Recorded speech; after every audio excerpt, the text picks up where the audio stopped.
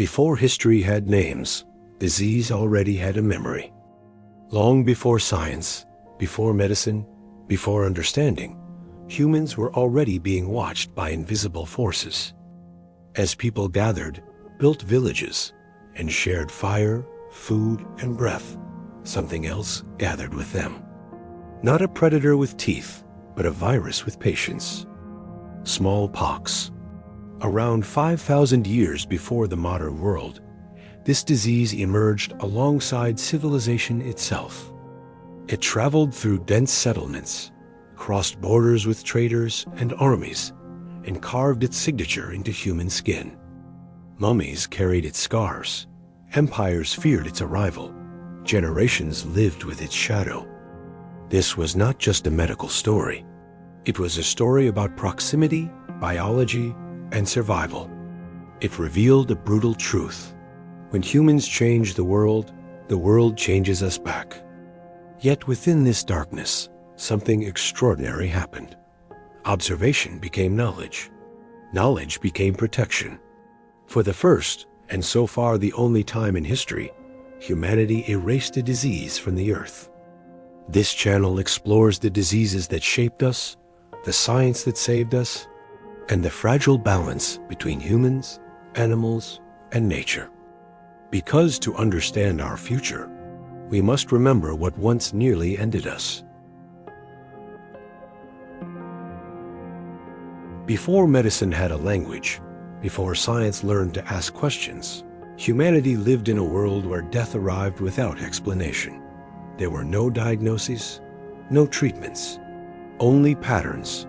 Children falling ill together, faces changing, bodies marked, entire households fading in silence. Fear did not come from what people saw, but from what they could not understand. Disease had no name, no shape, no enemy to fight. It simply appeared and stayed. Smallpox was not just an illness. It was the first great biological trial of civilization. As humans settled closer together, shared air, water, touch, and warmth, something ancient and patient stepped into that intimacy. It did not roar. It did not rush. It waited. This was the moment humanity met its first shadow, a force that revealed a terrifying truth. Before we knew what disease was, disease already knew us. Smallpox did not emerge from a single moment, a single mutation, or a single mistake. It emerged from density. When humans abandoned constant movement and began to settle, something fundamental changed. Permanent villages formed. Agriculture tied people to the same land, the same water, the same air, year after year, generation after generation. This closeness was unprecedented in human history. Bodies gathered, breath overlapped. Immunity became a shared experiment, played out in slow motion across entire communities. At the same time, humans brought animals closer than ever before. Cattle, sheep, goats, no longer hunted, but housed, milked, touched daily. Biology crossed boundaries quietly. Viruses that once belonged to animals found new opportunities inside human hosts. Smallpox may not have jumped directly from animals in a single leap, but it belongs to a family shaped by that proximity. Cowpox and related animal viruses stand as evolutionary cousins, reminders that domestication blurred the line between species. Civilization did not create smallpox intentionally, but it created the conditions where such a virus could learn us, adapt to us, and stay. Density became destiny. Variola was not large. It was not complex. Yet it was devastatingly precise. The virus entered the human body through the air, carried by breath, by words, by closeness. It settled first in the respiratory tract, then quietly moved into the bloodstream. Days passed. The host felt nothing. No warning, no pain, no sign that invasion had already begun. Inside the body, Variola performed its most dangerous act, deception. It confused the immune system, delaying recognition while multiplying rapidly. By the time the body understood what was happening, the virus had already spread to the skin, the organs, the blood. This delay was its greatest weapon. A long incubation period meant infected individuals continued to live normally, touching others, sharing space, spreading the virus unknowingly. By the time symptoms appeared, transmission had already occurred. Smallpox did not kill instantly. It arrived late, fully prepared, and impossible to ignore. This was not brutality through speed. It was cruelty through patience. Smallpox did something few diseases ever did. It turned the human face into evidence. As the fever broke, the virus moved outward, erupting through the skin. What began as small red spots hardened into blisters, then into deep lesions. When the disease released its grip, it left behind scars, permanent, unmistakable, and public. Survival came at a price. Faces were reshaped. Skin became a record of pain. In a world without mirrors as we know them today, others became the reflection. Every glance carried judgment. Every scar told a story no one could hide. Beauty, identity, and health collapsed into a single surface, the face. Those marked by smallpox were often feared, avoided, or excluded. Touch became dangerous. Proximity became suspicious. Isolation was not just medical, it was social. Smallpox didn't only threaten life, it followed survivors forever. This was a disease that killed some and branded the rest. Ancient Egypt did not leave its dead behind. It preserved them, and with them, their diseases. Among the most striking examples stands Pharaoh Ramses V, who died around the 12th century BCE. His mummified body carries clear marks, raised pustular lesions frozen in time, consistent with smallpox. These are not symbolic scars. They are biological signatures. Mummies offer something written history cannot: untouched evidence. Skin lesions, distribution patterns, and healing stages visible on preserved bodies align closely with what modern medicine recognizes as variola infection. Thousands of years before microscopes, the disease had already written its story on human tissue. Egyptian medical papyri reinforced this silent testimony. Descriptions of eruptive fevers, pustules, isolation practices, and fatal outcomes appear repeatedly. The physicians of the Nile did not name smallpox, but they described it with unsettling precision. Here, disease transcends time. Smallpox was not a rumor passed through legend. It was a documented enemy, one that outlived dynasties, temples, and empires. Mummies don't interpret. They don't exaggerate. They simply remain, carrying truth across millennia. Smallpox did not need borders. Empires built them and then carried the disease across. As trade routes expanded, so did infection.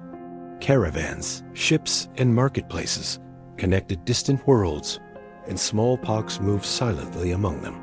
Silk, spices, gold, and death traveled together.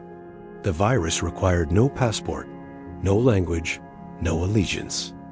Armies became its most efficient carriers. Soldiers gathered in dense camps, marched across continents, and returned home changed. Wars did not just redraw maps. They redistributed disease. Victories were often followed by outbreaks, as smallpox found new populations with no immunity.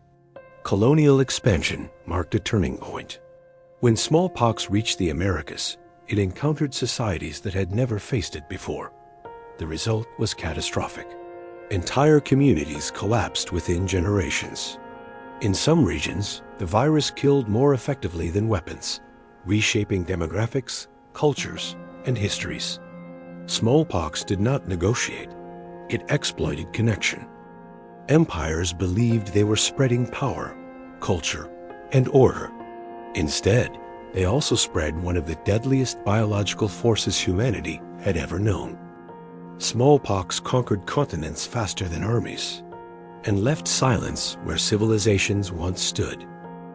The turning point in humanity's battle with smallpox did not begin in a laboratory. It began in a barn. For centuries, farmers noticed something strange.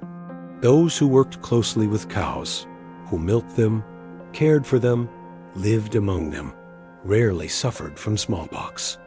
They still fell ill, still bled, still aged. But this disease seemed to pass them by. The explanation came later. Cowpox, a related virus carried by cattle, caused only mild illness in humans. Yet it trained the immune system. Exposure to this animal virus quietly prepared the body for a far deadlier enemy.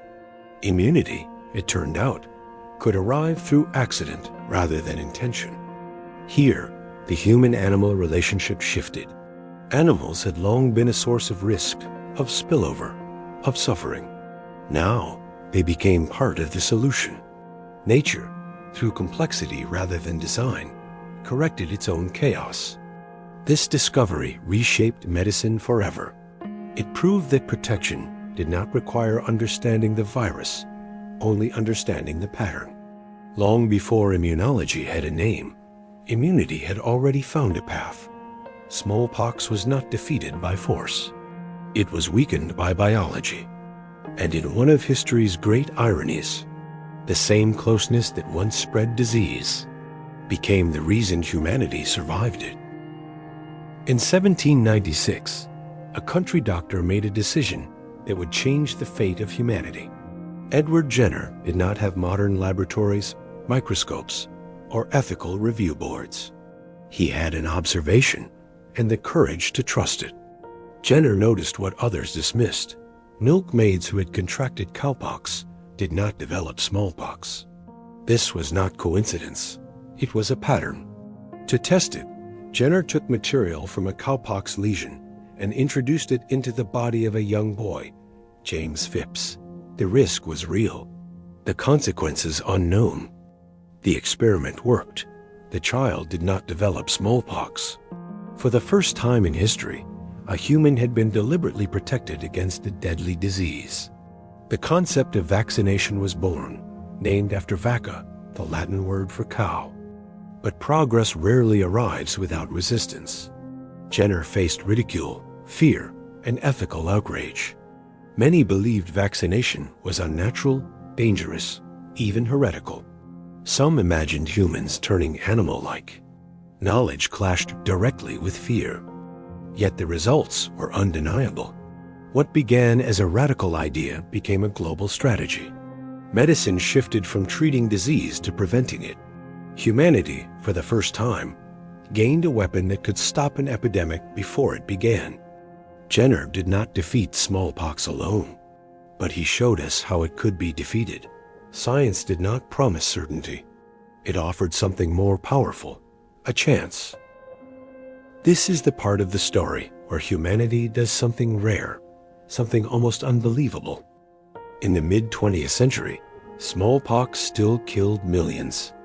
It crossed borders effortlessly, ignored politics, and punished the unvaccinated without mercy. No single nation could stop it alone. And for once, no nation tried to. Under the coordination of the World Health Organization, an unprecedented global campaign began.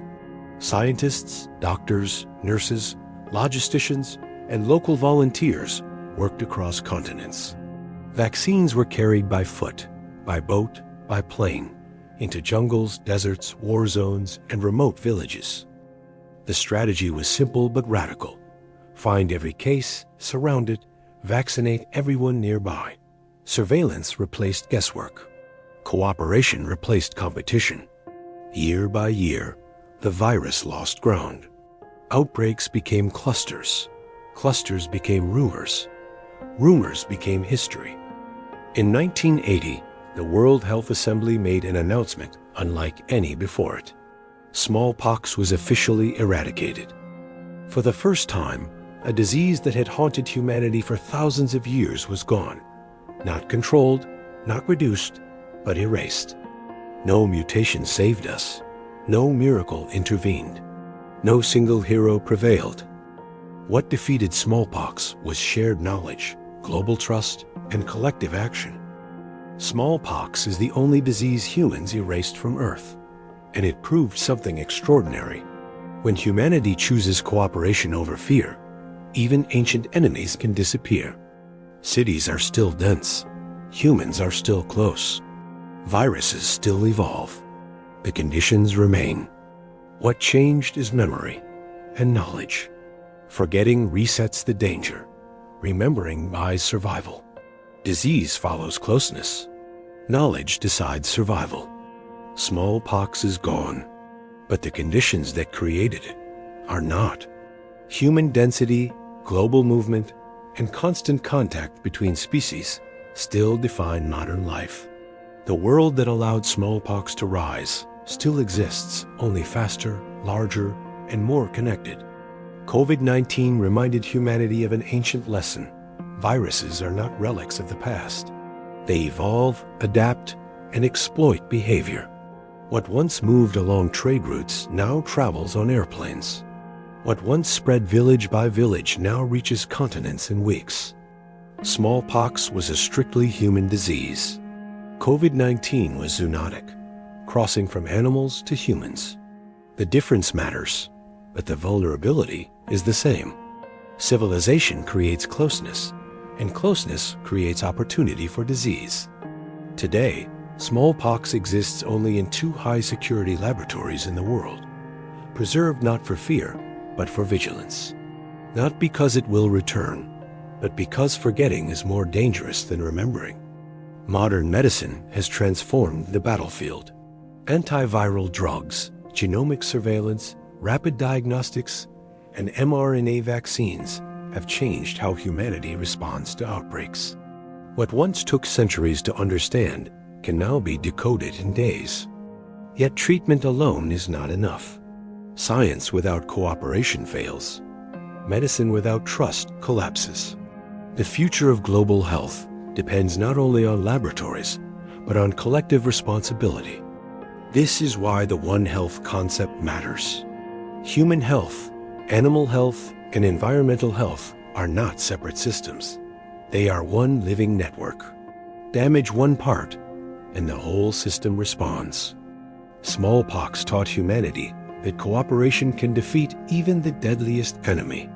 Modern pandemics remind us that this lesson must be relearned again and again. This story still matters because it is not finished. Disease follows closeness. Knowledge decides survival. If this story made you pause, think, or see the world a little differently, consider supporting the channel. Subscribe to stay with us as we uncover the hidden history of diseases, civilization, and human survival. If you found value in this video, a like helps this knowledge reach more curious minds. And your comments matter. History lives longer when it is discussed. In our next episode, we will explore another disease that shaped humanity in silence, long before modern medicine existed. Until then, stay curious, stay informed, and take care of your health. Wishing you a healthy life, for knowledge is strongest when the body and mind are well.